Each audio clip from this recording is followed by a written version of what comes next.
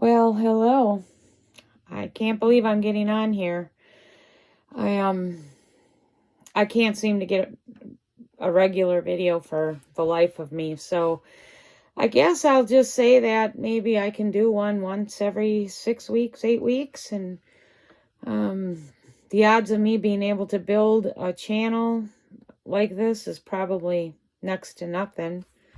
But I'll keep trying my best. I still would like to build my channel and have a small source of income coming through, but I just haven't had much luck. So I would really appreciate those of you that do stop by.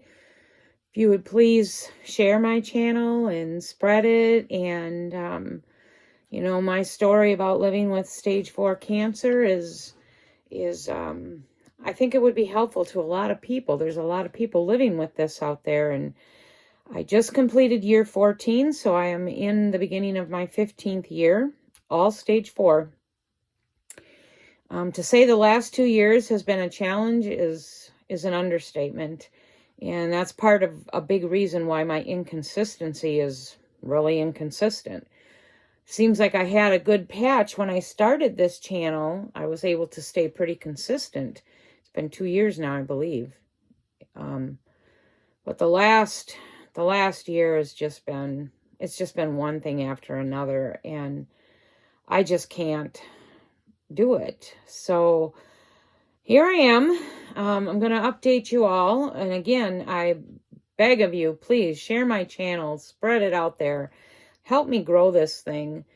At least I think it's got to be 2,000 subscribers to start a little income. But even $30 to a cancer patient can help with medical bills, or buy a couple days worth of food. So I have a lot of medical bills right now, so I sure would appreciate it. And all you have to do is share it. You don't have to donate or anything like that. So that's a way you can help someone for free. But my latest thing is, since I've made a last update, I've had radiation again. I've had scans, CT scans. I think I'm up to 4 now. Just last night, I spent a good portion of the night in ER. I have a pretty horrific pain going down. It's like right at the end of my spine, right where your buttocks start. And I kind of thought maybe I had a kidney infection, which I also just went through that and completed the medicine for that. So I thought it had returned, maybe just a different type. But literally, I have to hang on to things to walk. It's pretty painful. That's saying it nicely. So I landed in the ER. All those tests came back fine. I don't have kidney stones. I don't have any new tumors, which is good, because I've been off treatment for a month. Everything looked good. So they're going to attribute this to muscular. So they gave me like a muscle relaxant, and then of course my Vicodin, and the muscle relaxer just got ready. So I really haven't had a chance to see if that's going to help or not.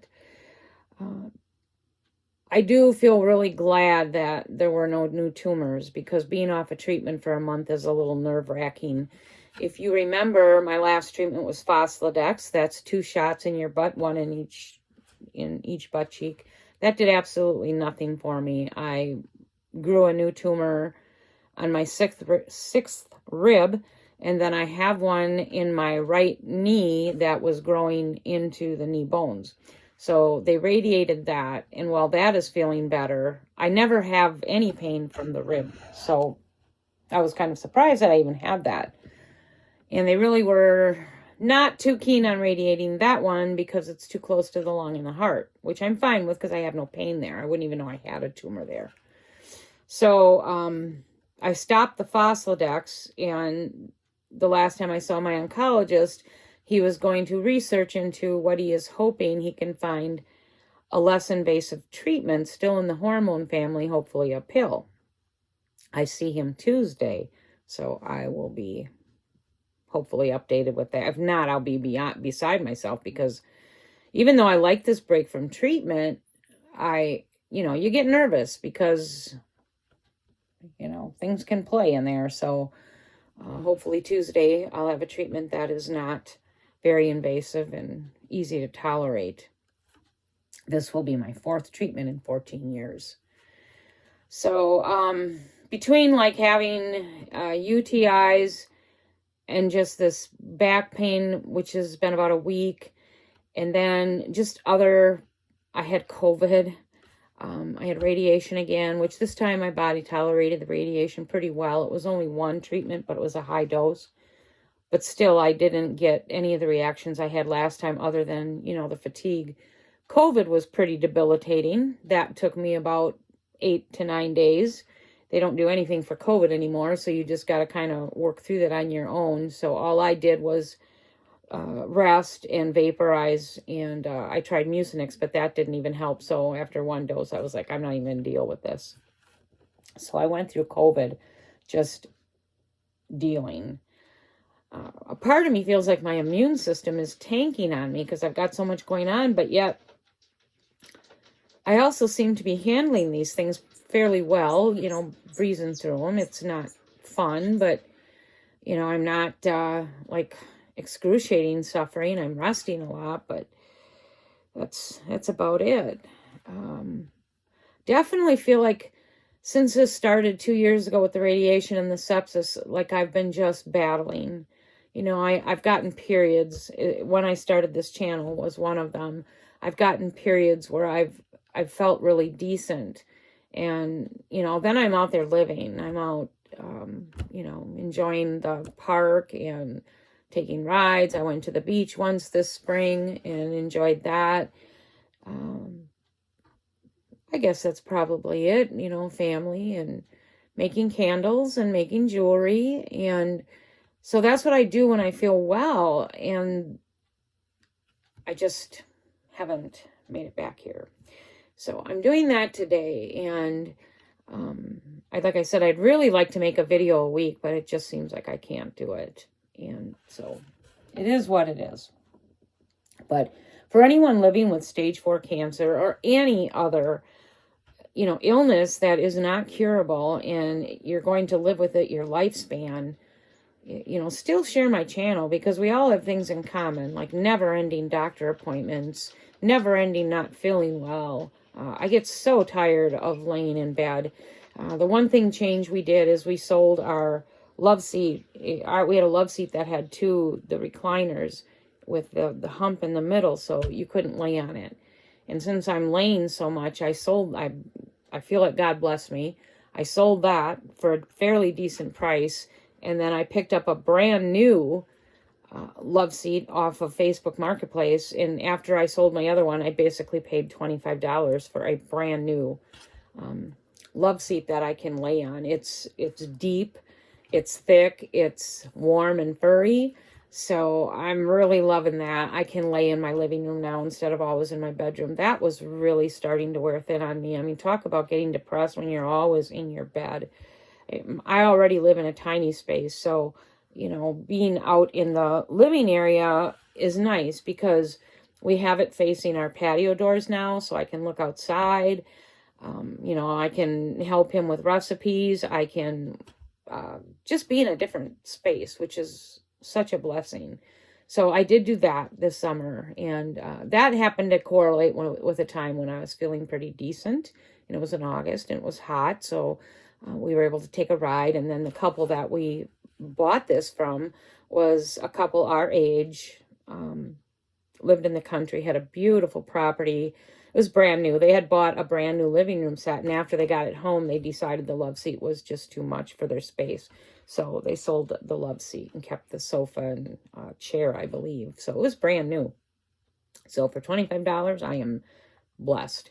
But, and they ended up being a really nice couple, spent a lot of time talking, and they were fellow believers in Christ, which is always nice.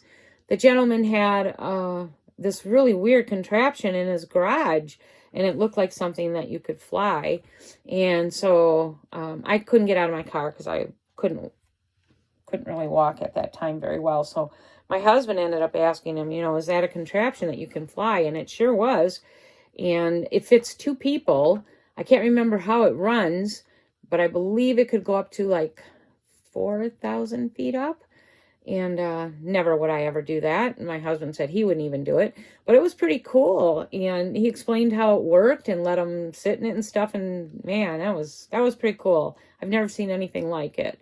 He takes it out in the field. They live in the country. And he says he really enjoys it. You know, it's much more affordable than your own airplane.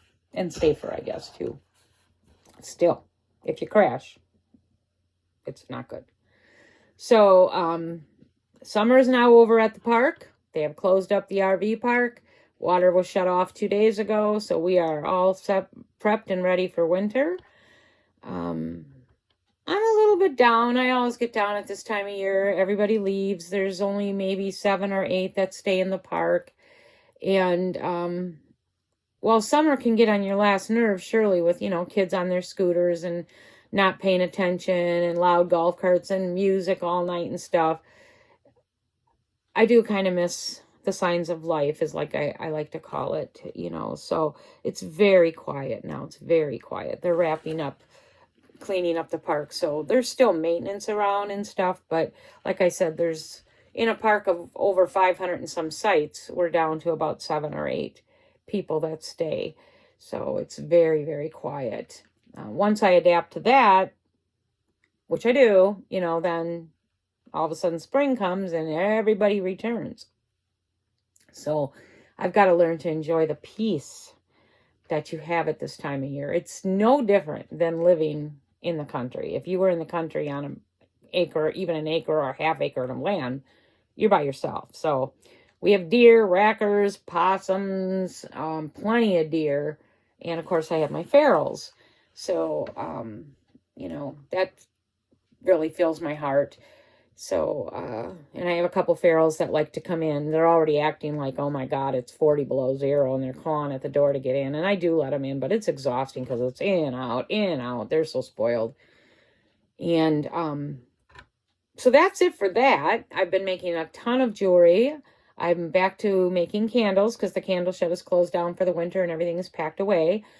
I have, a lot of jewelry that I've been making and preparing for spring. So, I took another class the other day and learned how to knot, you know, like when you make pearl necklaces and you knot. So I did that and I made a Christmas gift. Turned out very, very nice. I would need to take at least a couple more of those classes before I would feel comfortable doing it on my own, to the point where maybe, you know, I would like make a bride some pearls or something. The one that I made was one that you don't need an end class for. You just kind of, you take one of the ends and just flip it through. So it doesn't need a clasp to close it. But it turned out very nice. I was pretty happy with that. And I've made a lot of jewelry pieces lately. I actually made a breast cancer bracelet. And since I was diagnosed in 2011, I've never been a pink fan. I've never been, you know, the pink ribbon type of woman. Not going to knock anyone that does, but it's just not me. Well, I made a pink ribbon bracelet because this one was kind of pretty. And it turned out beautiful, but I'm going to put that up for sale too next spring. I'm just, like I said, I'm not a pink ribbon fan. My family is all doing well. I have a granddaughter getting ready to be married a year from now. I would like to be alive for that. So my goal is to try to I'd like to get 2 more years. And I'd like those 2 years to be fairly feeling well. That's the part that scares me, because I really have been struggling. It just seems like I get over one thing and then I get something else. And, you know, I want to feel good for her wedding. So my prayer is that I do. But it seems like the longer that you live with stage 4, there's just so much stuff that happens. And, you know, like when I got this last UTI, I got COVID at the same time, and I just had radiation. So it was like, bam, bam, bam. I don't get that. You know, like, is it because your immune system is weak? I have no clue. But when it hits, everything hits at once. So, like, I really don't even know how I handled radiation, because I had COVID. And I had a UTI. So I was like, geez, really? So, and the antibiotics that you take for a UTI, I took Bactrim, those play with me. So that made me not feel well. So maybe that was a blessing in disguise, because maybe then I didn't know just how crappy I was feeling from COVID. This COVID was different. So my husband and I both got COVID at the same time. And that was a real picnic. We've been buying a lot of, not a lot, but we're going to buy a lot more, like frozen meals. I'm going to try to find some healthier meals. I was blessed, and an online friend sent me that spoonful of comfort soup, which was such a blessing. And I'm telling you, that soup is good. She sent me tomato basil and chicken noodle. And the tomato basil was the absolute best I've ever had. The chicken noodle was, they do not skimp. When you get carrots, you get celery, noodles. I mean, it's good. If you ever want to send somebody something, if they're ill or, going through something, I highly recommend you send them Spoonful of Comfort. It's such a gift. It's enough for me and my husband. We got 2 meals out of each soup. You get the soup and biscuits and cookies. And it was enough. So each soup was 2 meals for us. So wonderful, wonderful gift. Loved it. And then we bought like a frozen lasagna, which I come from a family of Italians. And while I wouldn't say it was thumbs down, it was edible. Would I buy it again? Yes, because we got a meal out of it. He didn't have to cook, and he was able to do that when, he had COVID and I had COVID, because he's our cook. I read the recipes and he cooks. So those things are a blessing to people that aren't doing very well. So I'm definitely going to check into more frozen meals, try to find some healthier things. I'd like to get 2 to 3 a week, because even just on days that he's busy doing other stuff, it's nice if he doesn't have to worry about what to cook. So that's that. Anyone in an illness, please, I can't tell you enough how much you help them if you send them meals.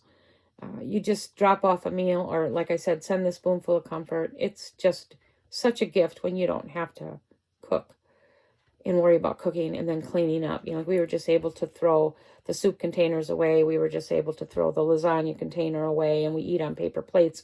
Now that they shut the water off, we don't use our regular plates very often because we really watch our water consumption. And for our water use for the winter, we fill up a tank. I believe it's 1,400 gallons. We also clean out our hot tub. We use that as a water source. And then we have 2 what you call bladder bags, and we fill those up. And if I can get a treatment that's not real harsh on me and is like a pill, we still hope to get away for this part of winter, even if it's a month, come home for a couple weeks, go again. I hope to get away. And if we can do that even once, we probably wouldn't have to fill our water resources at all.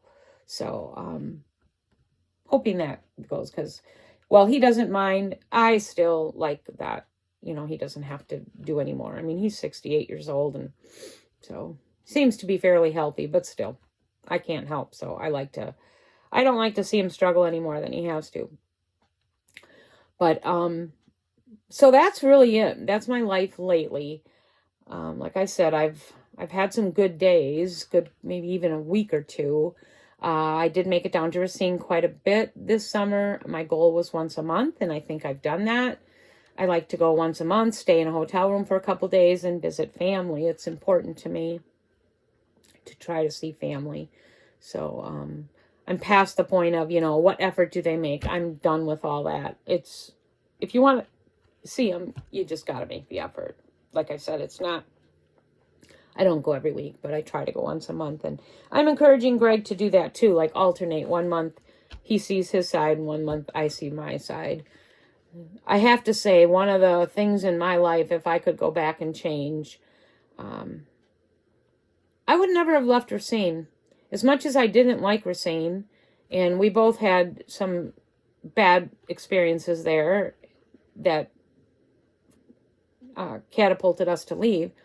But at the end of the day, to me, the breakdown of the American family is horrific. And I regret that we weren't there for his mom at the end of her days. We were basically all we did was visit her here and there, but we weren't there to help. I really couldn't help. I could probably, visit her more, and maybe when I had a good day, send her a meal. But Greg should have spent more time with his mom, and that bothers me, and it'll bother me until I pass. And why is this making me cry? Because my kids are there for me all the time, and it's such a blessing. And I feel bad that, Greg's mom didn't get to see Greg, and that he didn't get to see her much. It's a big regret that I have. So I would never have left her seen. What we should have done was learned how to cope with the dysfunction, whether we had to end relationships there, limit our time by them, whatever. But to me, the breakdown of the American family is a big reason why our country's in trouble. Everybody wants to move away. Oh, I'm going to move here. They're chasing the money. They're chasing the jobs. They're chasing this and they're chasing that. And then as they age, you think about it. Grandchildren aren't seeing the grandparents. Grandparents aren't having relationships with their grandchildren. You're not there to support each other. As your elderly parents get ill, you're not there to help them and be with them. And it's just to me, it's rather sad. I think we need to go back to when families stuck together and helped see each other through these transitions of life, including death and illness. We're all going to get there. And, when you move away, like we are only an hour and maybe 15 minutes away, but because I'm sick, Greg didn't go much. So, he could have done so much with his mom, even if it was just sitting there with her, maybe had lunch with her once or twice a week, brought breakfast, watched a movie. He missed out on all that, and she surely missed out on that. So, bothers me. And for me, all my kids are around. So, they stop in, they visit, they help when they can. And it really does help you going through these life things, and like for me, this is life changing. It's not going to end until I pass, unless I die from something else. But I just can't imagine what I would do if I had a kid that was in California and a kid that was in Virginia and a kid that was in Florida. It would stink. And I know it would bother me. So I'm kind of ranting and all over the place here, but that's what I do. So that's that on that. And the only other thing I would like to share with you is, if a lot of you have been with me since I started my channel, then you know that my marriage has surely been a test and a hardship. And should I have left? That's something I'll take with me to my grave. If I could live my life over again, well, I'm not even going to go there. I stayed, or I left, and I remarried, and now I'm back, right? He still has some issues. He has definitely some demons that make it hard sometimes, and I still sometimes say, I can't handle it. And there's a lot of times that I think if I were healthy, I'd definitely move and stay on my own. But I'm not. And so this is where I'm at. And I ask God to please cover me and protect me as best as possible from his issues. So far he has. But yesterday when I was in the emergency room, I always feel bad, because it takes up, when you go to the emergency room, it's hours. And I was feeling kind of bad because I know he's got a lot of stuff to do, and he don't leave, and I encourage him to leave. It's like, you don't have to sit here. I'm not dying. I know there's something wrong, but I'm okay sitting here, and you can go do the things you need to do. Well, he left to get a few groceries, but then he went to the more expensive store and was back very quick. But then, I apologized to him that I'm, in the emergency room again and not doing well and in pain, and asked him, why doesn't he just go leave and do something, even if you just take a ride and go get a coffee or something, but, get away from the sickness and the illness and, the bad stuff. And he had made some comment, and I'm not going to remember it because they had me on some pain meds at the time through the IV, but he had made a comment, something to the effect of, this is where I want to be, and I have no problem being here, and I'll be here until the journey's over. And I just got teary-eyed because I was sitting there thinking, this man has clearly some faults that are definitely, they're bad. They've cost us every home we've had. They've cost us a financial retirement. They're bad. But then now that I'm in this situation that I'm in, I'm sitting here and I'm thinking, okay, so say I lived in a house and I had never lost it. And then I had a husband that, lacked in this area. And that would suck. I've seen it a lot. I've seen a lot of women, they might have the material set up, but their spouses were just awful. I mean, some were already unfaithful while the women were sick. Some clearly let the wives know that they were a burden. And despite all this, I am never made to feel a burden. I am made to feel like I have my dignity.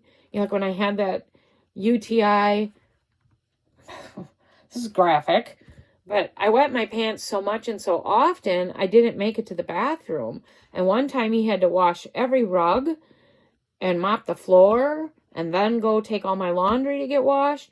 He didn't complain. He just does it. And then he doesn't make me feel bad about it. He's like, I'm glad to do this.